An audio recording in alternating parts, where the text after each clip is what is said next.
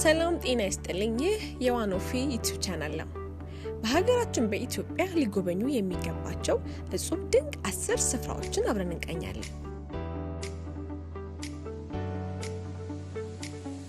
10ኛ ሰው ቢዋደድ ቢፋቀር ምን ይገርማል፣ የጅብ እንዲህ መሆን ግን እጅግ ያስደንቃል የተባለላትን ጥንታዊዋን ከተማ ሐረር ከፍተኛ ስልጣኔ እድገት ደረጃ ላይ በደረሰችበት በ16ኛው ክፍለ ዘመን በምስራቅ አፍሪካ የእስልምና ሃይማኖት ትምህርትና የንግድ ማዕከል ሆና አገልግላለች። ይህም የበርካታ ታሪካዊና ባህላዊ ቅርሶች ባለቤት እንድትሆን አድርጓታል። የጀጎል ግንብ የሐረር ህዝብ የኪነ ህንጻ ችሎታውን የሚያስመሰክርበት የታሪክና የጥበብ መዘክር ነው። ይህ ግንብ በ16ኛው ክፍለ ዘመን በኢሚን ኑር አማካኝነት እንደተገነባም ይነገራል። የጀጎል ግንብ ከ1998 ጀምሮ በዩኔስኮ ዓለም አቀፍ ቅርስ ዝርዝር ውስጥ ተመዝግቧል። ሐረር የህዝቦቿ በፍቅር ተቻችሎ መኖርና ሰው ለማዳ የሆነው ጅብ እንደ ዱር ሳይሆን እንደ ቤት እንስሳ ከማህበረሰቡ ጋር መኖሩ ሌላ የትኩረት መስህብ ነው። 9ኛ ነጭ ሳር ብሔራዊ ፓርክ በኢትዮጵያ ደቡብ ክፍል በአርባ ምንጭ ከተማ ምስራቃዊ አዋሳኝ ላይ ይገኛል። ይህ ብሔራዊ ፓርክ በሁለት ተፈጥሯዊ ልዩነት ባላቸው ስምጥ ሸለቆ በአባያና ጫሞ ሐይቆች መካከል ይገኛል። እጹብ ድንቅ ተፈጥሮ ልዩ እጽዋትና እንስሳቶችም በውስጡ ካቷል። 8ኛ ታላቁ ስምጥ ሸለቆ ወይም ሪፍት ቫሊ። ታላቁ ስምጥ ሸለቆ በምድር ላይ ካሉት አስደናቂ የምድር ገጽታዎች ውስጥ አንዱ ነው። ከሊባኖስ አንስቶ እስከ ሞዛምቢክ የሚደርስ የምስራቅ አፍሪካ የስምጥ ሸለቆ ሲስተም በስተሰሜን ምስራቅና በስተሰሜን ደቡብ አቅጣጫ ከአፋር ረባዳማ ቦታዎች አንስቶ እስከ ቀይ ባህር ኤደን ባህረ ሰላጤ መገናኛ ቦታዎች ድረስ የሚዘረጋ ነው። የኢትዮጵያ ተራራማ ክፍሎች ወደ ሰሜናዊ ደቡባዊ ክፍሎች ለሁለት የሚከፍል ሲሆን በርካታ ሐይቆችና በውስጣቸውም ብዙ ልዩ የባህር እንስሳቶች ይገኛሉ።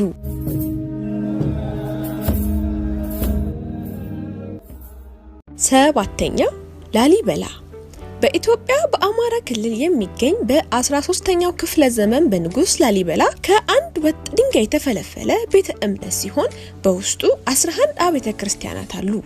እነዚህ አብያተ ክርስቲያናት ውስጥ 40 ትንንሽ ቤተ ክርስቲያናቱ ይገኛሉ። የስሙም ስያሜ የመጣው ንጉስ ላሊበላ ሲወለድ በንብ ተከበው ስለነበር ነው ይባላል። ላል ማለት ማር ማለት ሲሆን ላሊበላ ማለት ላል ይበላል ወይም ማር ይበላል ማለት ነው።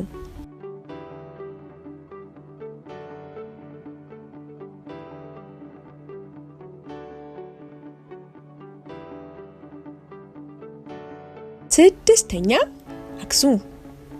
የአክሱም ሐውልት በትግራይ ክልል የሚገኝ የኢትዮጵያ ታሪካዊ ቅርሶች መካከል አንዱ ነው። በ2001 ዓ.ም በዩኔስኮ ላይ ተመዝግቧል። የአክሱም ሐውልት በኢትዮጵያ በአክሱም ከተማ የሚገኝ የዓለማችን ረጅም ትክል ድንጋይ ሐውልት ነው። ይህ ሐውልት 1000 ዓመታትን ያስቆጠረ ሲሆን የ24 ሜትር ወይም 78 ጫማ ርዝመት አለው። 160 ቶን የሚመዝነው ይህ ግዙፍ ድንጋይ መሰረቱ አካባቢ 2 የሐሰት በር መሳይ ፍልፍሎች አሉት።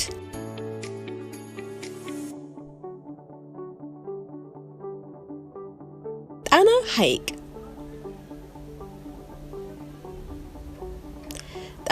በኢትዮጵያ ውስጥ ትልቁ ሐይቅ ሲሆን በባህር ዳር ከተማ ይገኛል።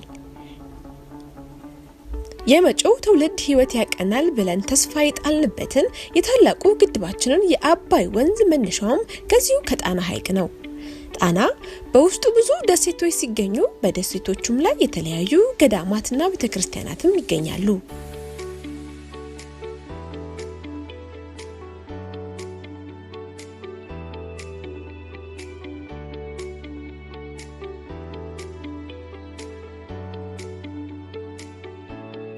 አራተኛ ኦሞ ብሔራዊ ፓርክ። የኦሞ ብሔራዊ ፓርክ በደቡብ ብሔር ብሔረሰቦች እና ህዝቦች ክልል ቤንች ማጂ ዞን የሚገኝ የክልሉ ትልቅ ፓርክ ነው። የኦሞ ብሔራዊ ፓርክ ልዩ የዱር እንስሳቶችና 75 አጥቢ እንስሳቶችና 325 የአዕዋፋት ዝርያዎችም በውስጡ ይዟል።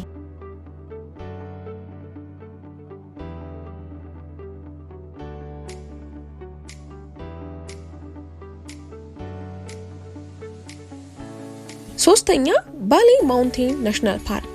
የባሌ ተራራዎች ብሔራዊ ፓርክ በኢትዮጵያ ሁለተኛ ታላቅ የተፈጥሮ ቅርስ ሲሆን በዓለም ደግሞ 11ኛ ቅርስ በመሆን በዩኔስኮ ላይ ተመዝግቧል። ይህ የባሌ ናሽናል ፓርክ የምድር ገነት፣ የነፍስ ሐሴት ቢባል የማይበዛበት መንፈስን የሚያረካ ውብና ለምለም ስፍራ ነው። በውስጡም ብርቅዬ አዕዋፋት፣ እንስሳትና እጽዋት ይገኙበታል። ከነዛም መሃል ለአይን ማራኪና ሳቢ የሆነችው ቀይ ቀበሮ መኖሪያዋ በዚህ ፓርክ ነው። የሚኒሊክ ዱኩላም በስፋት ይስተዋላል። ከኢትዮጵያ በከፍታው በሁለተኛ ላይ የሚገኘው የቱሉ ዲምቱ ተራራም 4377 ሜትር ከባህር ጠለል በላይ የሆነው እዚሁ ፓርክ ውስጥ ነው መገኛው። ጥቅጥቅ ያለው የሐረና ፎረስት ወይም የሐረና ጫካም የዚሁ የፓርኩ አንዱ ሌላ ገጽታ ነው።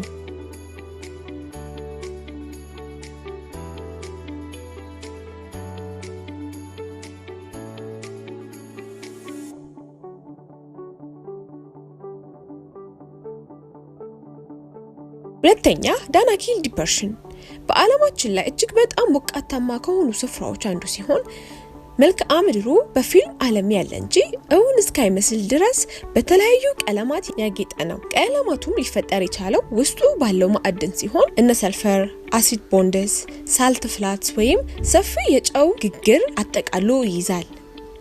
ዳሎል ወይም ዳንኪል መገኛው በአፋር ክልል ሲሆን የምድራችን ከባህር ጠለል በታች ሁለተኛ ዝቅተኛ ስፍራ ወይም የምድር ወለል ነው። የኤርታሌ እሳተ ገሞራና የአፍዴራ ሐይቅም በዚሁ አካባቢ ይገኛል።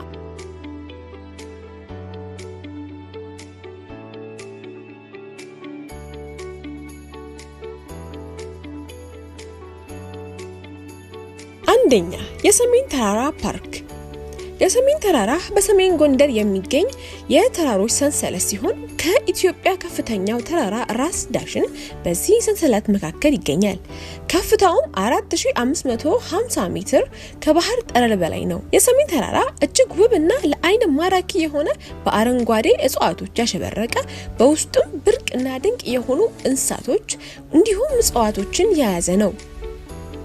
በኢትዮጵያ ብቻ ዝርያቸው የሚገኝ በሌላው የዓለም ክፍል ላይ የማናገኛቸው እንደነ ዋሊያ አይቤክስ፣ ቀይ ቀበሮ እና ጭላዳ ዝንጀሮ የመሳሰሉትም በውስጡ ይገኛሉ። የጥንቱ የግሪክ ጸሐፊ ሐማድ በድርሰቶቹ ውስጥ የግሪክ አማልክት በረዶ በበዛበት የኢትዮጵያ ተራሮች እረፍታቸውን እንደሚያሳልፉ መዝግቧል። እንደ አንዳንድ ተመራማሪዎች ይህ ተራራ የሰሜን ተራራ ነው ሲሉ ይደመጣሉ። ሀገራችን ኢትዮጵያ ውብ ተፈጥሮን የተቸረች መልካም ሀገር ናት። በዘመነ አክሱም ስልጣኔዋ የጎላ የምትጎበኝ ሀገር ነበረች። እንዲሁ በዘመነ ዛውጌም ላሊበላ የተገነባበት የቱሪስት መስህብም የበረታበት ነበረ። በንጉስ ኃይለ ሥላሴ ደግሞ የኢትዮጵያ የመጀመሪያው የኢትዮጵያን ቱሪስት ኦርጋናይዜሽን ወይም ኢቲኦ የተገነባበት ወይም የተቋቋመበት ነበረ። በደርግ ጊዜ የፖለቲካ አለመረጋጋቱ የቱሪስቱን ዘርፍ የተጎዳ ሲሆን በኢህአዴግ ወይም በኢትዮጵያ ፒፕል ሪቮሉሽነሪ ዲሞክራሲ ፍሮንት ኢፒአርዲኤፍ መልሶ አንሰራርቷል። ጥሩ የሚባል የቱሪዝም እንቅስቃሴም ነበረ። በአሁን ዘመን በብልጽግና ማለት ነው የቱሪዝም ስራ ይበል የሚያስብል ቆንጆ እንቅስቃሴ ያለው ነው። ላይክ፣ ሼር፣ ሰብስክራይብ ማድረጉ እንዳይዘነጋ። አብራችሁ የነበርኩት እኔ ደን ታሪኩ ነኝ።